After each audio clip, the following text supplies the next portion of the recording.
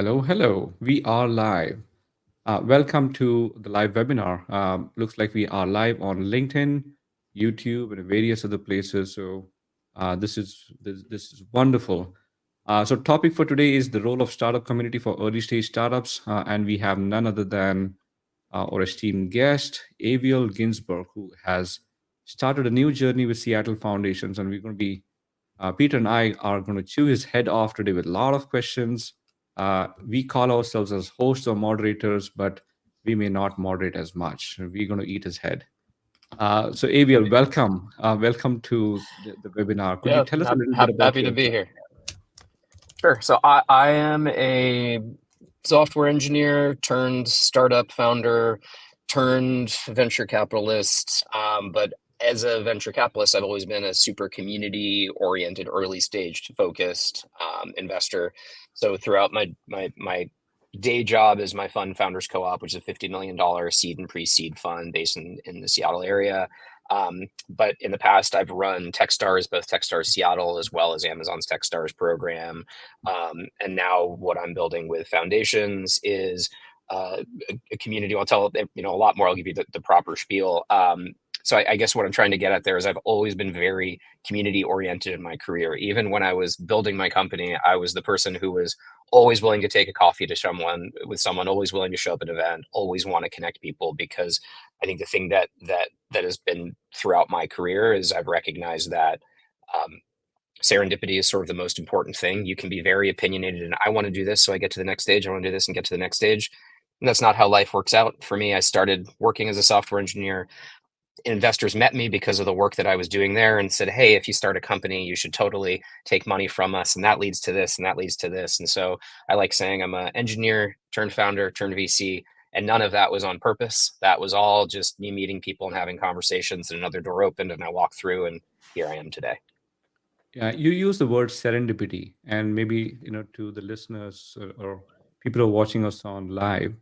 And here's the context. So I've been a founder for quite some time, almost about 8 years. I've done two startups here, based out in Seattle, and serendipity is not very natural here, at least in Seattle. You have to make a lot of effort to go meet people.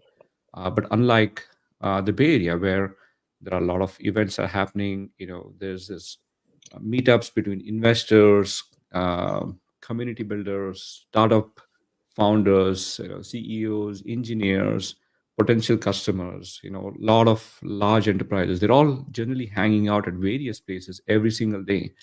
But in Seattle, that's not very common. So I was on the lookout and to see if there are any communities out there. I met Kirby, who's one of an investor here in local, and he referred me to Avial. That, hey, if anyone can actually go build a community here in Seattle, that has to be Avial. So that's how I reached out to Avial, and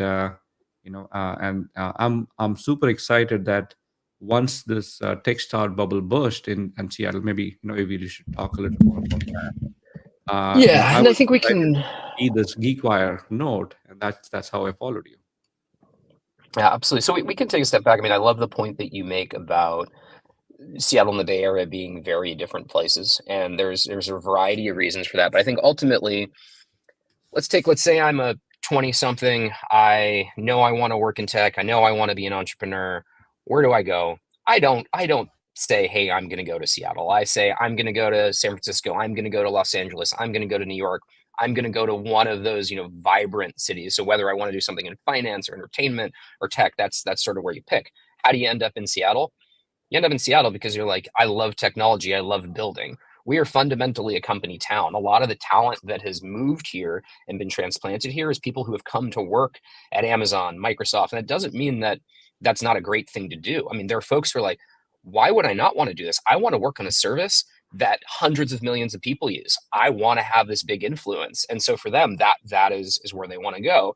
And so I think naturally we attract a lot of tech talent who's much more focused on that, rather than saying, I want to build a new category, I want to create a new product, I want I want new. It's more like, hey, no, I want to work. You tell me what are the things I could work on, and I want to come work on them here. And so with that, a lot of the folks who come here are more, more company folks. Um, and then I think historically too, while the West is the pioneer world, a lot of Seattle historically has been of Nordic heritage. And there's definitely cultural risk aversion versus other cultures. And so, like, I think those two things together have created an environment in Seattle where, why do you come here? You come here to work on something you want. You're connected, you're close to nature. You can go hiking, you can go skiing, you can find great work-life balance. And so I think naturally it doesn't attract, all those folks. Now, that's not to say everyone's like that. I'm the opposite. I wanted to start a company. I didn't know anyone in the Bay Area. I was in New York and it was the global financial crisis. So the money, everything just dried up. I'm like, I got to get the hell out of here. So I ended up in Seattle and I show up. I'm like, where is everyone? Like, what is happening? Like, I don't want to just go work at Microsoft or Amazon. Um, and so I think that is largely the problem, is just there is not the same sort of per capita density of entrepreneurial minded folks. So it doesn't necessarily mean that there aren't, events to connect people or communities, but they tend to just lose steam. And I think part of how that ends up happening is that, I think why communities exist is that we're all in different stages of our career. And sometimes you're here and someone's here and you need to be pulled along to this level. But communities need to evolve over time, because you can't keep everything in stasis, because your career is going to change, your company is going to change, your job is going to change. And so there always needs to be this constant sort of flux of things happening, so that everyone can sort of pull each other along. So enter Techstars. Techstars was an amazing sort of organizing feature of the startup ecosystem in Seattle, because what it did was said, okay, we're going to bring this structured program that's legible to everyone. Both, are you just starting a company or want to start a company? Well, we can help you do this. Are you somebody who is currently building a company or has successfully built a company? Well, just come to us and we'll connect you with folks so you can give back to the community.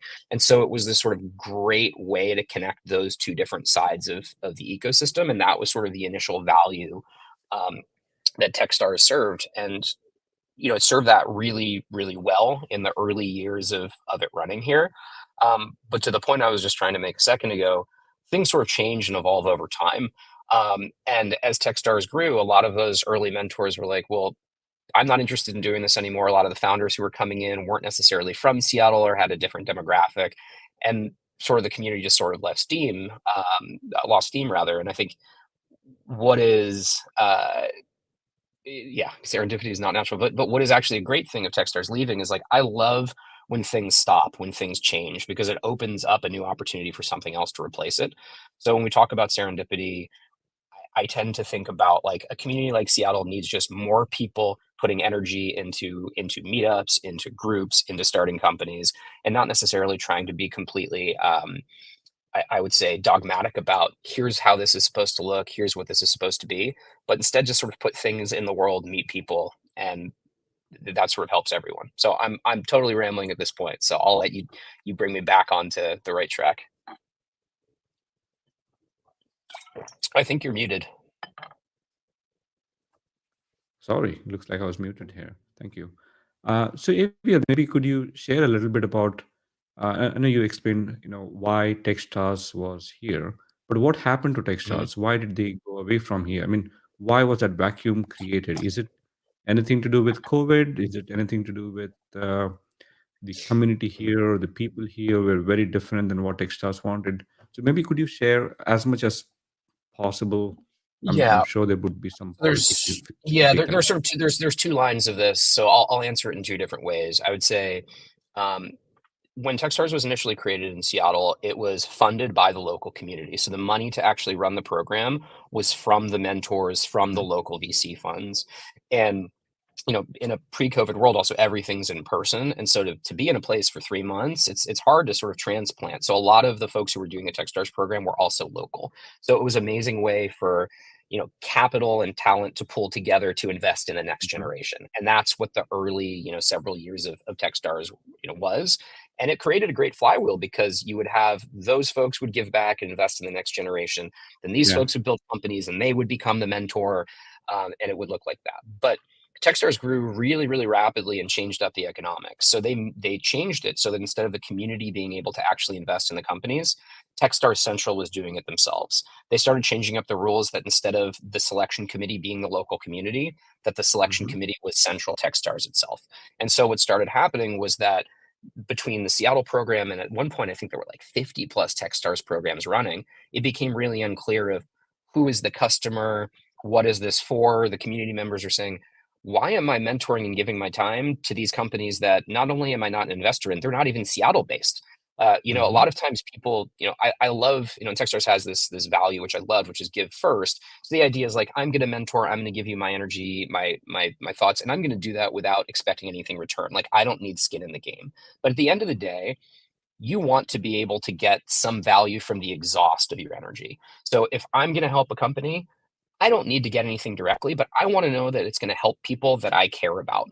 It's going to help the community in indirect ways. And so ultimately, if you have all these mentors who are from the region and you have people that are coming from out of the region just for 3 months and then leaving, the whole sort of virtuous cycle breaks. Because as I was saying in the early days of Techstars, Hmm. you gave back and they became the next generation. But now what happens if the next generation is just going back to the Midwest or to New York or somewhere else? And then that sort of community of who are the people that are going to invest in that next generation go away. So essentially Techstars sort of lost its focus. In the early days, Techstars, it was really much more of like a franchise in the way that like every city ran it their own way and there was sort of a shared playbook of best practices, but they centralized it and sort of changed up how all of it worked. Um, and so that was part of why it started to lose steam in Seattle. But then ultimately, as Techstars ran more and more of these programs, they stretched themselves super thin with a business model that was around raising money from corporates to run a corporate program. And they just really couldn't afford to keep these city programs running. So they consolidated to only run a few of them. And unfortunately, Techstars Seattle was one of the ones that they decided to shut down as part of it. And all that being said, like the program was run by great people. It added a lot of value, uh, and there are still great people in Techstars, and they've had some leadership changes. So I'm excited to see what happens and where it goes in the future. But as I said earlier, sometimes things just last for too long. Product market fit is not something that you achieve and then checkbox, we have it forever. Communities change, environments change, technology changes, and you always have to sort of be Exactly. reinventing what is our product and what are we doing. And the product that Techstars was providing no longer had that sort of, I'd say, community market fit for Seattle, but it was still taking up space within the region. And again, the people who are running it were doing their best and a fantastic job to provide as much value as they could. But sort of the guardrails of Techstars' new centralized model just did not let them really provide the product that the community was asking for. Got it. Got it. So I have so many questions, but I'll let maybe Peter chime in a little bit. I have so many yeah, questions about why people are leaving and a whole bunch of things, but I'll let maybe Peter take it yeah, and on. I'm trying to figure out.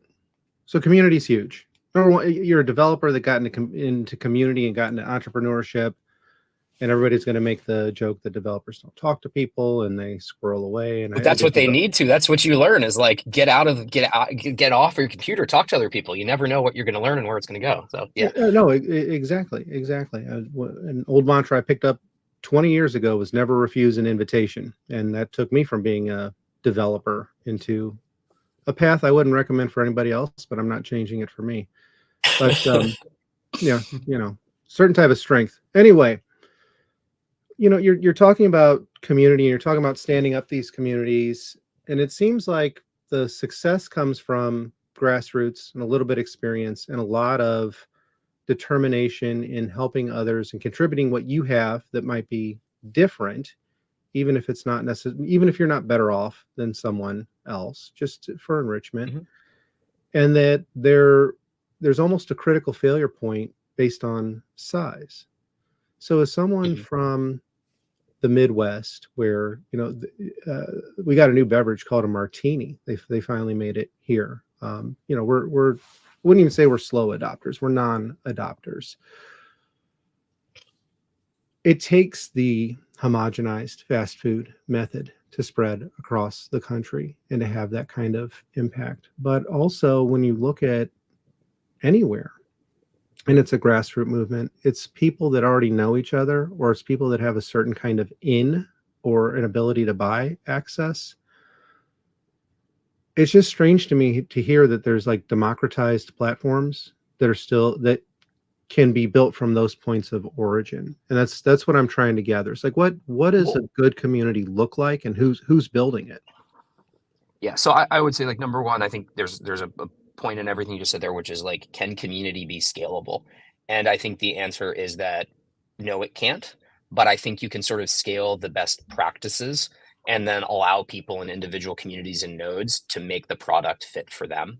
Because the way that a tech and startup community would function in Seattle versus Iowa versus New York, it's going to be entirely different because it's serving different purposes. So like, let's go back to Seattle specifically. Our biggest problem here is that we have so much talent. We're like the number 2 in the world for AI talent. Like the technical talent here is through the roof. But at the same time, nobody is connected in the right ways, where that amazing person with a great business insight is not connected to the person who's telling, is saying, like, I really want to leave Amazon and I want to work at a startup, or I want to co-found a startup. And these two people are in the same city, like, ships in the night, not running into each other. So we have that problem here. But in other areas, in other cities, I think the problem that you could have is entirely different, which is that you don't have the talent. So what is the purpose of a community? The purpose of community there could just be around knowledge sharing, which is that, like, we don't have enough skilled and experienced people here. So we need to take all the people with the experience and then layer on new curious folks around them. So those are just sort of two different examples, but I think you would tailor different programming, different events and things depending on the different need for your city. And I think too, like, if you think about the evolution of that, let's say it's a random city in the Midwest and your challenge is what I just laid out about there not being enough talent. And sort of your early community efforts could be around attracting talent and upskilling people so that you can start growing a startup community.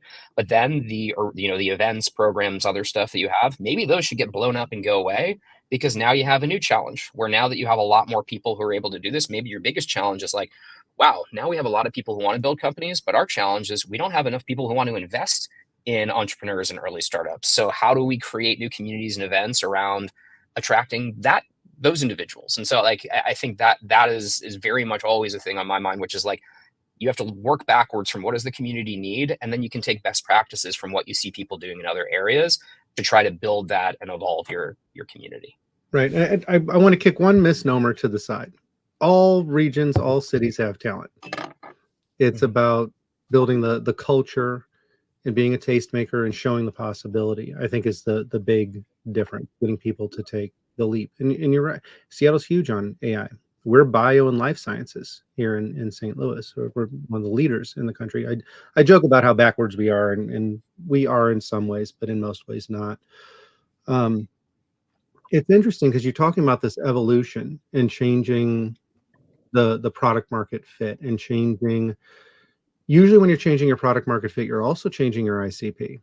And with communities, is it one of those things where you kind of take off as a group and you become a family and you go on this journey? It's the Oregon Trail.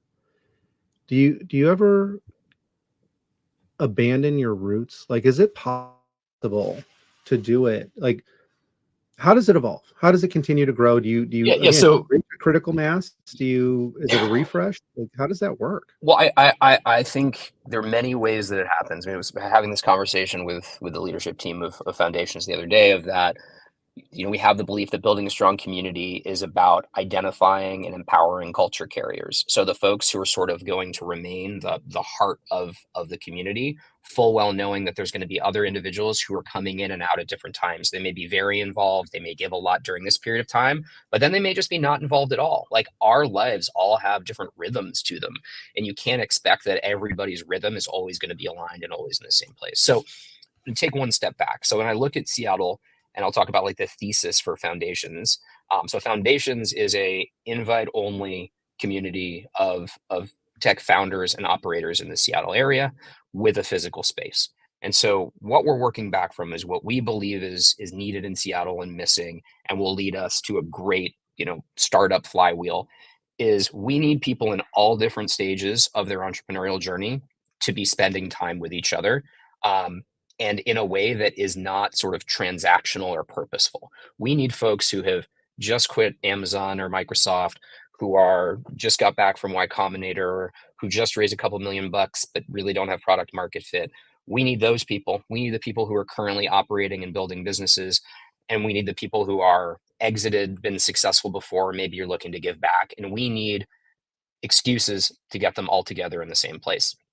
And what we identified from talking to literally hundreds of folks was that there was a unique way to do this right now in Seattle specifically, which is that those first early stage folks that we talked about, we know that starting a company is lonely. It can be hard to stay motivated. You don't yet have your culture. There's no internal drive that's happened yet. So early stage startups love working around each other so they can feed off of each other's energy and they can push each other.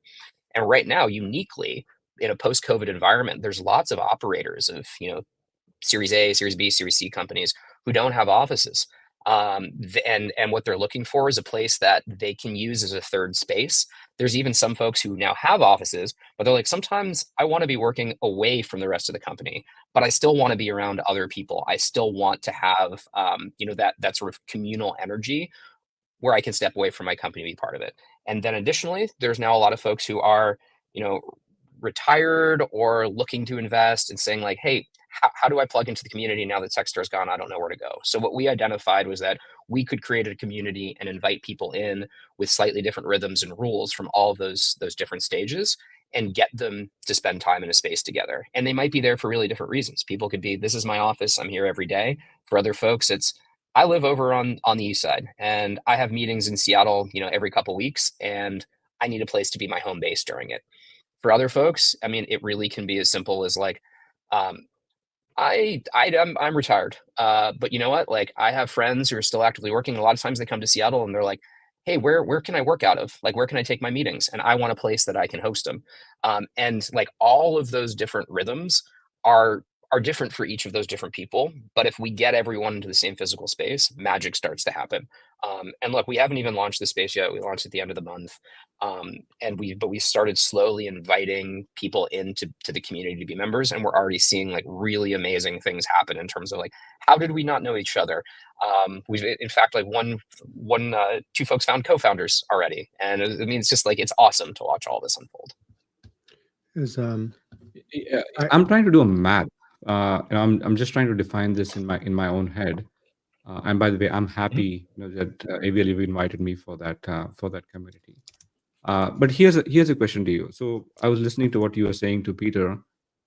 Is a Mhm. is community, is a successful community determined by five factors, right? The first factor is they should be givers. They should be people who are willingly able to give time, energy, whatever it is. They are paying it forward. They're ready to give, and they should be available.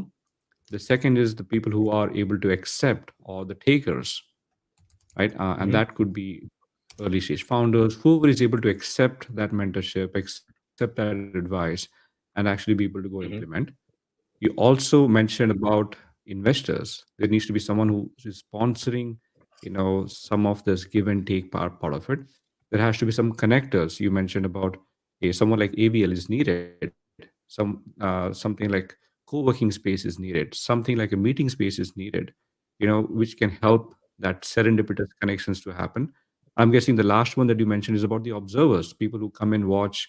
They may not have anything to give or anything to take at this moment, but they're coming here to learn, and maybe in about 2 3 months time. So is that five factors: givers, takers, investors, connectors, and observers? Are those the essential ingredients? And I'm trying to in my head on why is I community in like that. Seattle. I like that framework a lot. I think I would switch investors. I would prefer the term like enablers, which is I think you because it's not always just about investing and giving you money. It can be opening certain doors and giving insights and other things in that way. I think Mhm. it's really interesting about when you say with the takers. I think there's a little bit of a dual function where like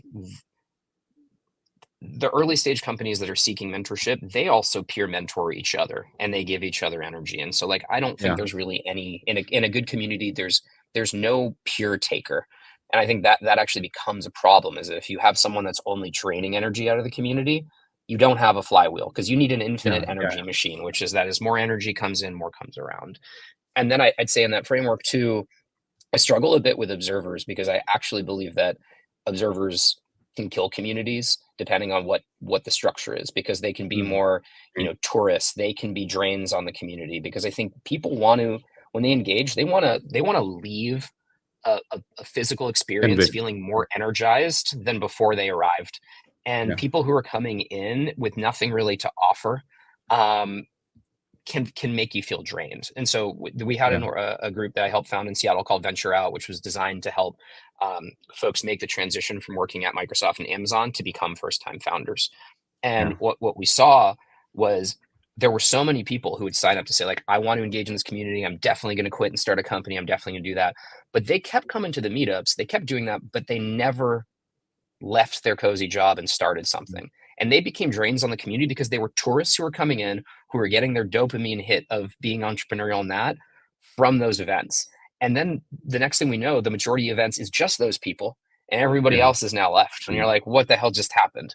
So Yeah. I am, there's a reason why, and I think you're asking Seattle specifically. I think we have a lot of observers. We have a lot of startup curious folks. We have a lot of entrepreneurs, and so that's why this is an invite only community. Because the reality is that, Yeah. while I want it to be as inclusive as possible, I have fears that letting those folks into the community when they are not really ready to transition. But to They're the not, point, you do they need won't something though, contribute. where like what happens in the Bay Area is that you are always one degree of separation from somebody who's wildly successful. Like you see them, you're like, hey, and they're, she's not smarter than me. Like he's not, better than me. Like, why am I not like them? And that's great. So it's awesome for you to see that you could be that founder. You could be this. And so we need ways to do that. But at the same time, I think if you focus too much on that, it degrades the community and its quality. Yeah, yeah. So I think maybe it's a good start with the framework. I'm learning from you on this front. Hmm. But if there are the first four, if they're not available, right? If there is a depleted resourcing on the first four, and Yep. the number of observers, if that increases, that kills the community. So I think, if I understand correctly what you're saying, um, the givers and takers have to be there. Investors have to also be there, or sponsors, whatever you want to call that. Someone who's Yeah. giving even pizza and Coke, even for something of that sort, or Yeah. arranging for people to come together. What is the problem with givers? Why are there not many givers here? I mean, there are so many successful Okay. Well, so I mean, founders this here. one's actually They don't have this time is to an give, easy or they're too big. it's an easy answer in Seattle. So like when let's compare Seattle and the Bay Area. Who are usually the givers? These are people who have found success in their life and they want to give back to the next generation. So much of that wealth in the Bay Area is founder Mhm. wealth. They made their money from starting a company, taking a really big risk. Yeah. That's what happens in the Bay. In Seattle, they made their money by being early at Microsoft or early at Amazon or something else. The money is not entrepreneurial. Yeah. It may be technical, but it's not legible. They're not going to go out of their way to be like, you know what I want to do? Like, I miss spending time with founders and doing that. Those people don't exist. So instead, where their money goes is lake houses and boats and sort of things that I was joking with someone where it's like building their own little mini castle on Lake Washington, and Yeah. making the world smaller and smaller and smaller. In the Bay, it's like, no, what I want to do is I want to go talk to founders. I want to invest. I want to do this. It's like, why are you doing this? It's like, because it's fun. It's my hobby. My hobby is not boating. My Yeah. hobby is helping early stage founders, and it sustains me. And so we just don't have nearly enough of those folks in the community. Like you, and in fact, like a lot of those folks, are now like, when I think back to like there, that was sort of Kirby, and now Kirby has a venture fund, so he's figured out a way to turn that into his full-time job. But like there were Yeah. not a lot Yeah. of those folks who were like former founders, angel investors. Like single hand can you count the Kirbys in Seattle? So Yeah. you know, Yeah. Yeah, no, I think that's very interesting. So I think Seattle has the connectors. People like you, people like Kirby, people like ones who are hosting these meetups every other week. But it is unidirectional. Someone is saying something and someone is taking it, but the contribution is not that this thing. For example, there was this session at UW. I think there were about 4 or 5 investors. The whole room was packed with all the founders. But the questions were about, how do I manage the cap table? Should I go take investor capital, or it became more tactical. I mean, something of that sort. If there's a healthy community where you sit down together, it gets resolved much faster. But because it doesn't exist, when someone has this conversation, it's about like 100, 200 people now all coming and talking about tactical things rather than how do we go build a larger community. So I think, Mhm. I think there's something that you're doing which probably makes it a lot more interesting on the ground here. Mhm. And I'm excited. uh, I have one question about the connectors. uh, the, Mhm. the when I say the connectors, I'm still going in my head about the framework. Yeah, yeah. There are many investors here who are hosting their own events, but they're all individualized events, right? So there's one, like Madrona would do this, or PSV might do this, Thinkfish might do something else. Like there are investors, sure enough, there are Mhm. not as many of them as in Bay. They're all doing individual things. Then there are studios and accelerators who are running their own events. Then there are, so what's the role of a connector? Why are these so siloed Well, that I there's think a there's most demarcation? connectors. I think are themselves like they're. I don't know the connectors stand on their own. There's in some within the investors or enablers there are connectors. Within the givers there Yeah, are connectors. Um, and I think that so what's interesting about foundations is that there is a all of those like VC fund studios that you mentioned, pretty much all of them, at least one partner from that is a member of foundations. And that was yeah, very, purposeful because I want this to be something that's owned by all of the community. So event isn't like, hey, this is my event, this is for me. But I think what gets tricky with connections is like when you connect someone, you are either spending or accruing social capital. There is some transfer of energy in a connection of made. Like there's an agreement to give time in one way or the other. And I think a yeah, lot of people, especially, and I do this as like founders co-op as with that hat on, is like I always think about like at the end of the day, I'm trying to back great founders and find great founders. And so, sometimes you can be transactional with your connections of like, I don't want to connect you with this person because then I may not get what I want out of this. So like there ends up being this slippery slope where if you yeah, if you are both an enabler investor and a connector, it, yeah, it becomes problematic. So like you're not gonna find you're not gonna have a bunch of Madrona people at a PSL event and a PSL people at a Madrona event. yeah. And it's simply for all the reasons that I just laid out. And so Correct, the general correct, idea was like correct. what Techstars used to serve was it was where everybody could be in the same room. And like so that is what Foundations is here to replace is that there can be a place that everyone, no matter where you raise money from or who you're investing as, all belongs in this same space. And our shared Yeah, goal is yeah, that we know that a rising tide lifts all boats. So a better Seattle for early stage founders means a better Seattle for investors, means a better Seattle for everyone. And so that is sort of the yeah. the the happy path that's behind this. But I think to answer your question, that is the reason why you see these little silos of connectors because you're connecting, but you have motivations and you have agendas, and you're not purely connecting based off of um, I'm just trying to do the best for you. And I think Yeah. it's hard. Like I struggle with this myself. Even if I'm like, I want to do this because I just want what is the best for you, you're still like, oh shit, but I have a fund. And then if like this person ends up taking money from that and not from me, I'm gonna look like an idiot. And like, but you have to just let those things go because at the end of the day, like I said, like where Seattle is as an ecosystem is rising tide lifts all boats. We should not have a scarcity mindset. Our issue is that there is like disorganized abundance, and what we need to do from a community aspect is help organize it, help it move in the different places so that it can find success. I think that's the right word, disorganized abundance. And I'm going in my head. Why abundance is I can't. because It's breaking up a little bit. I Peter, attended can the Northwest Tech, where more than 300 plus JP Morgan's offices. We're meeting at various other places in Seattle, so which means that people are taking off from their work for 2 or 3 days, and there's more than 300, 400 plus founders who Mhm. are sitting down almost for the entire day on various sessions, which means there's no dearth of startups. There's no dearth of founders here. And there were not many investors there. There's mostly, hey, this is what we're building. This is how you should manage your cap table, your finances, your books, there's a whole bunch of other things that's coming around. Let me ask this of you, maybe Maybe that's the difference between Seattle foundations or something else. What do you see, as the path forward when it comes to, uh, you know, maybe let me revert this question a little bit. There's a tremendous amount of growth in terms of these accelerators and studios and incubators, Mhm. and these, and many times, even Techstars has gone into the incubators and accelerators route as well.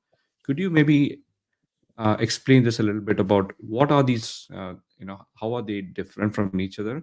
Yeah. And for a nascent, I shouldn't say even nascent, a mid-sized startup community that's coming up in Seattle, I'm sure that's happening in Denver. I'm sure that's happening in Cincinnati, various places in, outside of the top two areas, right? So Seattle and New York. If you eliminate that, there's still a large amount of startup Yeah. communities across the board. How do you see them? What are they? How are they different? And Sure. how can they still build the community around it? Yeah, so I'd say there's accelerators, incubators, and studios. First off, I want to say Foundations is none of those. It is sort of trying to be the connective tissue and glue around those things. And all three of those are a little bit nebulous, but I'll give you my interpretation of when I hear the word, what I sort of think that they are. I think of an accelerator as something where I am a founder who has started a specific company. I had the idea, I'm doing the building, and what I need is I need to see around corners and I need to accelerate my pace of success or failure. So, like, very quickly find product market fit or find failure. And that is what an accelerator does. And how does it do that?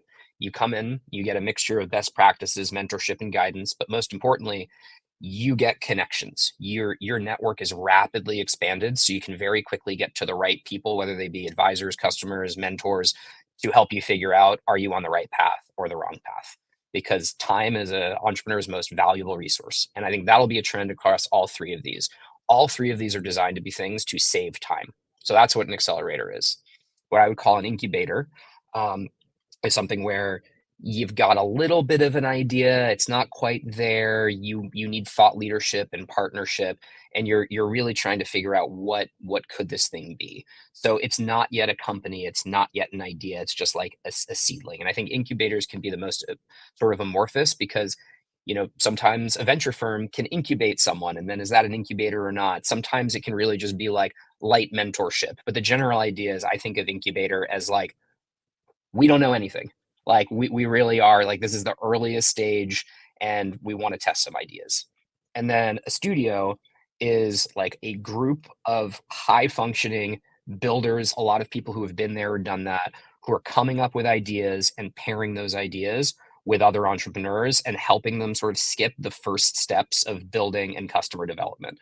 So it's sort of like an amazing way of saying, like, hey, I want to really quickly validate this with help and support, and I want to sort of launch this company with product market fit and with funding. So it can be a great fit for second time founders. And then also it can be a great fit for folks who don't necessarily have an idea, but want to build or want to lead. And you can come into a studio and you can be like, what ideas do you guys have? What are you working on? I would love to lead that and spin it out and take it from there. And so, like, all of these are sort of designed for the founder in mind. For one, it's like, hey, you started something, let's help you accelerate towards where you need to go. For others, it's like, hey, you want to do something but you don't know what to do. Let's give you a hug, let's help you. And then the other is like, hey, you want to get to building, but there's certain parts of this that you want to skip. Whether it's the idea phase, the validation phase, the building phase, come do it with us as a studio. And so I think it's awesome that all these things exist, because you can start companies, venture scale companies, in a wide variety of ways. And so a story I want to tell is, we had someone earlier in the month get introduced to me. He's like, hey, I heard about Foundations. I moved to Seattle during COVID. And, look at the LinkedIn, and he's been a successful builder and like engineering leader. I'm like, this guy's awesome. He's like, he knows no one in the community. So what's the first thing I do? I'm like, okay, what I'm gonna do is, like, come in, let's hang out. And now I'm going to intro you to the AI2 incubator. I'm going to intro you to PSL. I'm going to intro you to Madrona Venture Labs. I'm going to intro you, like, to all of it, to Kirby, to like other like early stage VCs. And within a week, meetings with all of them. Now he's an EIR at AI2 with a co-founder, and they're both back hanging out in the space sometimes. Right. And it's like, because for him that was the right fit. But so when I think about what Foundations does is like, how can you be the glue between all those different things? So Got it. Yeah, I think someone very recently explained this to me, and maybe you can help me understand. They gave me, a simple way to think about this, right? I'll probably validate with you. If you're going to an accelerator, you know how to build. mhm. As a founder, you know how to build, but you want to accelerate, and you give away 7% of stake, right? If you don't know how to build, you might give a little more or a little less. So, but if you have an idea and you need help in building, so you put out some cash for building, and that could be a studio, but you pay them only 5% of the equity. But you are much early stage, and you're figuring out, because you don't know whether you're going to build or not, then you pay less, 3% equity. So 7% Yeah. equity, 5% or 3%. Is that how Well, it's hard is because that the how the studios can be valuation? studios can be wildly different. Like it can serve the purpose of I have an idea, I want help building, I want to do Yeah. this with a studio, and then there's some economic arrangement. So you're using Oh, like your that's right. engineering Sure. resources, go to Okay. market resources. But Yeah. then there's others, which is the studios themselves come up with ideas, and then you as a founder can be like, "Oh, this is a really cool little product or idea that you Mm. guys have. Can I spin it out?" And so like Yeah. it can serve. I would say that the studio model is maybe the more flexible, which is it's like it's Yeah. really designed for both. And I think every studio is a little bit different. And then I'd even say like, you know, the AI2, incubator, it has some aspects of a studio, some aspects of an incubator. Like that's what I'm saying. All Yeah. of this Yeah. stuff ends up really, really nebulous. And I think it's hard because like every single one does things a little bit differently and is the right or wrong fit for different people at different times. Like MVL, Yeah. PSL, and Yeah. AI2, which are sort of the three best known in the Seattle ecosystem, they're all very different and they're all very good at what they do. And I think it's Yeah. awesome that you have all those options. Well, we were joking earlier though, Yeah. what is wild is now there's no accelerator here. I think that's actually okay because just do YC. It's not like why do we need something here? But there's not a lot of early stage capital. So if you are someone who doesn't want to do any of those things, you just want to raise some money to build your business. Yeah. Good. We don't have enough of that here at the moment. Correct. Yeah, makes sense. Peter, any thoughts on that, or anything else? I think you're muted. You are muted.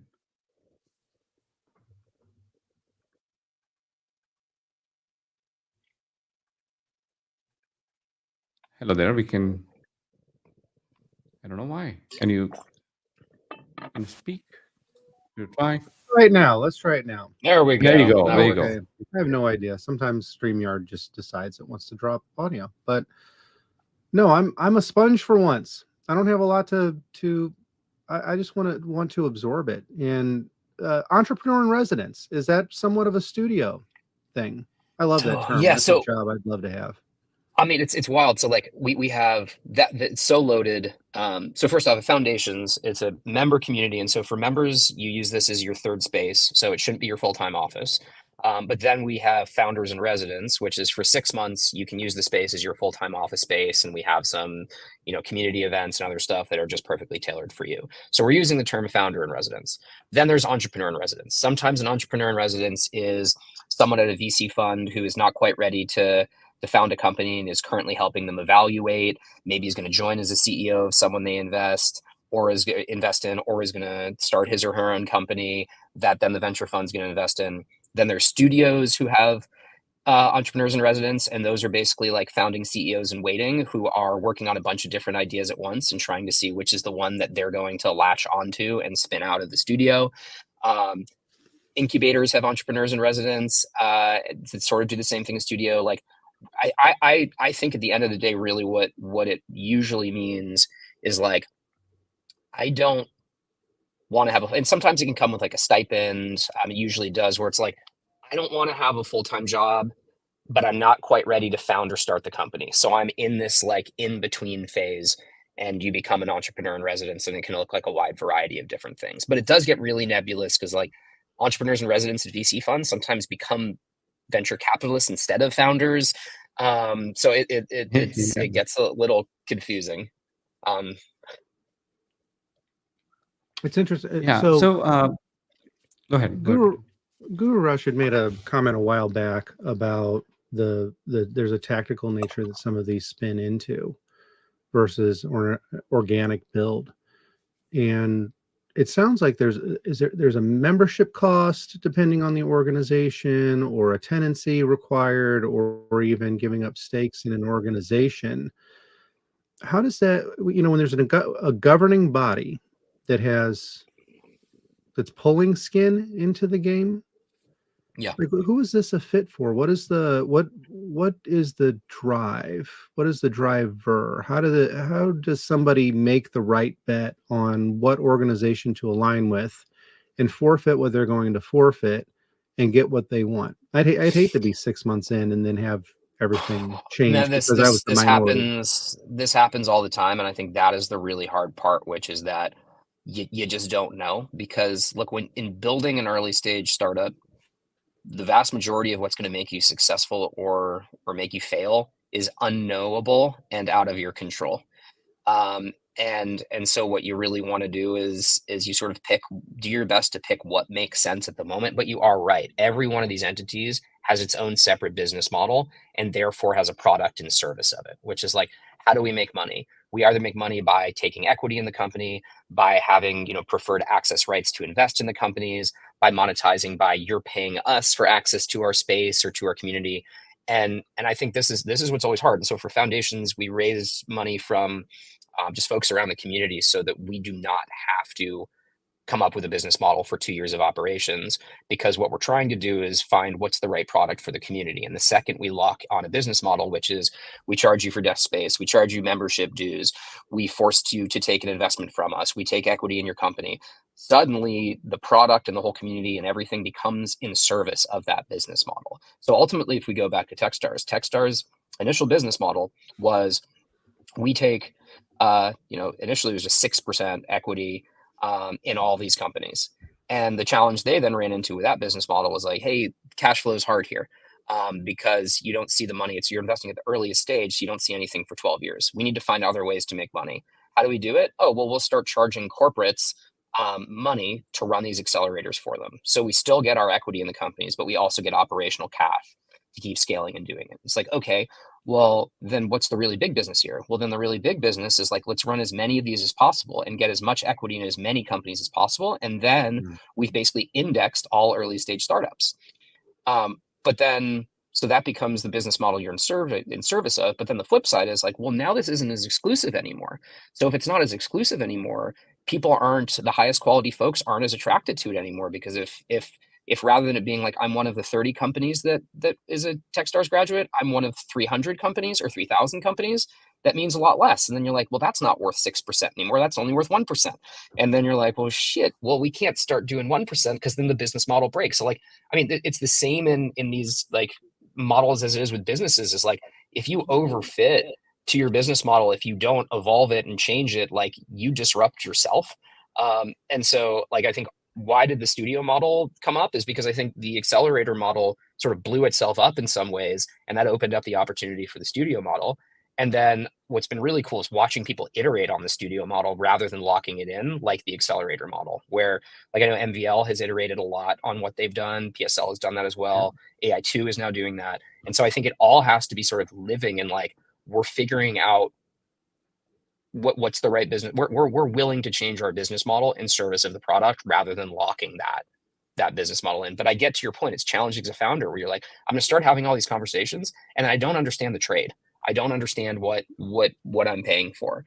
But I would argue that maybe that's okay. Just have a few more conversations. And I think ultimately what matters is pick the right community and the right people that you get along with, that you want to have in your life for the next decade. Because I think that's something people really don't understand with like joining a studio, taking money from someone, taking investments from someone. Like, you're going to be with them for a decade plus if you're successful. And I think at the end of the day, if you're successful, you're not going to be kicking yourself over like, I could have gone with these other folks and had 2% more equity in my company. You want to pick the right people.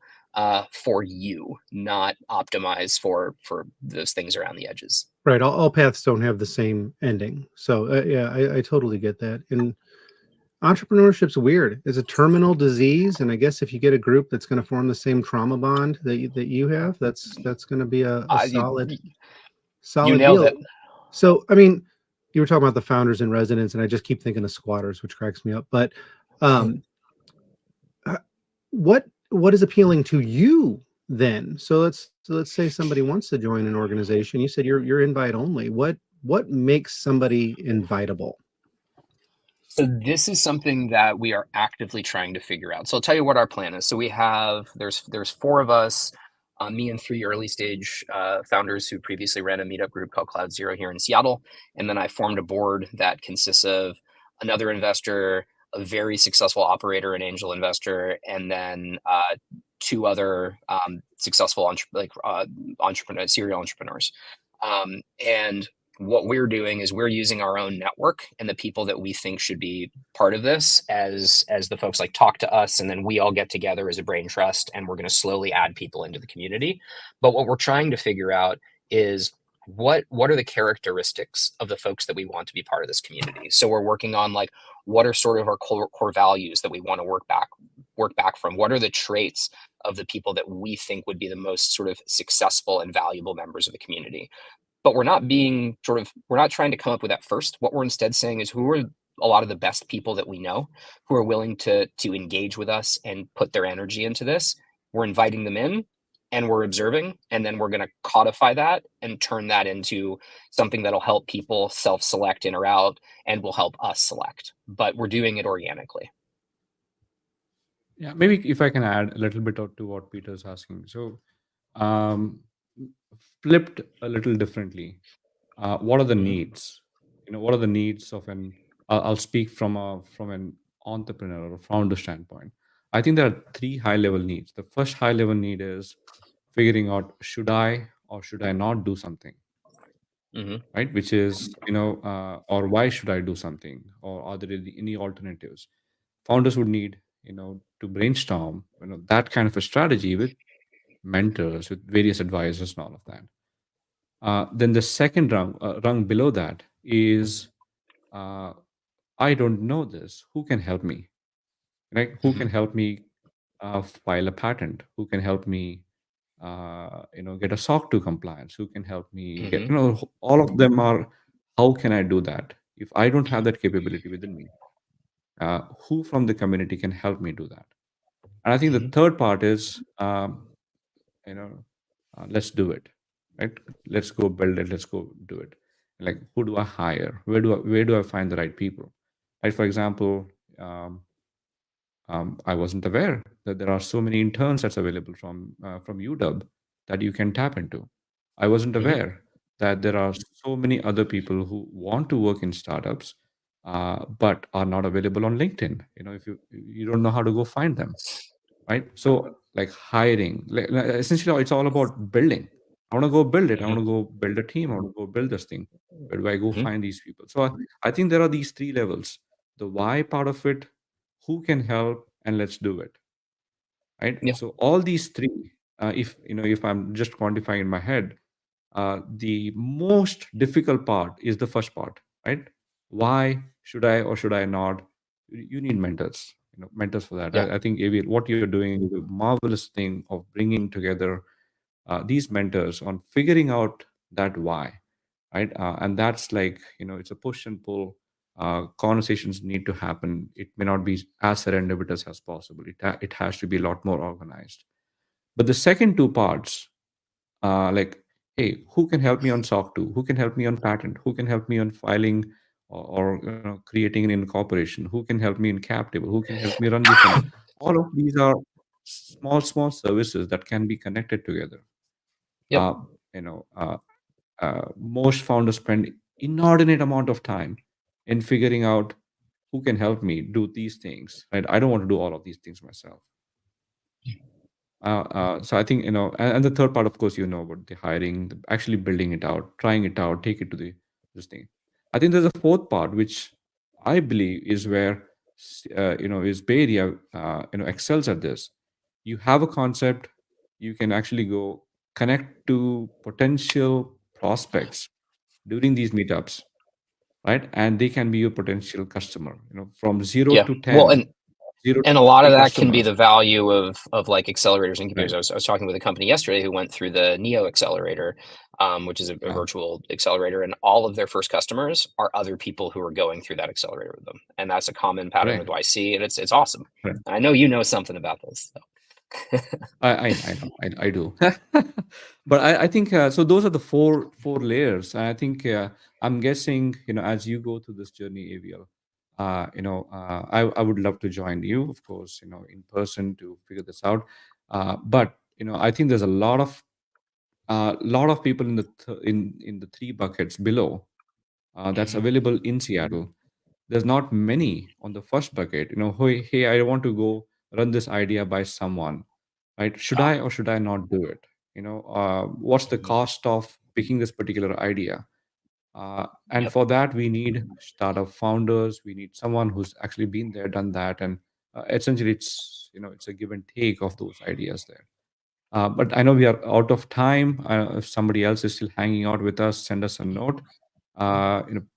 Peter, Aviel, and I, we went on marvelous journey on these conversations. And Thank you. This is a lot of Aviel, fun. maybe, yeah, it is a lot of fun. Do you want to kind of do a closing note on how does anyone reach out to you? How does anyone apply Yeah. if there is an application process? Yeah, so for foundations, there's a mailing list right now. That's the right way. So if you go to seattlefoundations.org, just sign up for the mailing list, and we'll keep you in the loop on how to get involved as we roll out and figure out how things are going to really work.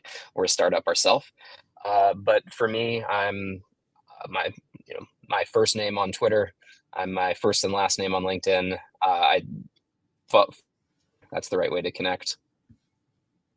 Okay, absolutely. We'll actually put all of that in maybe summary notes after the event. We'll take out the recording and post that as well. Aviel, it Awesome. was wonderful to host you on this one. Peter and I are excited that what you're building, and I'm super excited to be actually part of the community and look forward for your launch. And thank you so much for your time. Yeah, likewise. All right. And now, Guru Raj, I want to, since we've got a minute, how are you giving back? What's your plan when the doors open and you come marching in? What are you doing, bud? Well, it's up to Aviel. I am a volunteer. I can provide him that, hey, I can be a volunteer to. There is almost about 300 to 400 startups here. Most of them are ready to offer free startup credits. They are ready to help onboard. Many of them are also ready to become customers. So the fourth part of the equation, wherein if there's someone who's a startup, they need access to tools, they need access to to customers. There is a healthy community here on the ground, and I can probably work with Aviel to Yeah, connect and I those. think, look, it's just hard. It's really difficult. You can't look at these things transactionally. I think it's really like when you show up with the Right. intent to say, like, with a service mindset of how can I help you. I'm not thinking about what am I getting out of this. Good things just Right. happen. And I think that's what's Yeah. always hard when I try to articulate foundations to people. Like, what, like this doesn't make any sense, and it's like I get that, but you experience it when you're around other people who are smart, who are capable, and they approach you with that mindset of like, how can I'm just thinking of ways that I can help you. You may not even know what you need help with, and like that's going back to where we started the conversation. That is how Yeah. you manufacture serendipity, is you get people with that mindset together. That Aviel said it better. That is what I want to do. There you go. Be a community Yeah. builder. I appreciate you, buddy. Yeah. Absolutely. Thank you so much for your time. I'm going to go close the stream now. All right. And Peter and Aviel hang out for a quick second.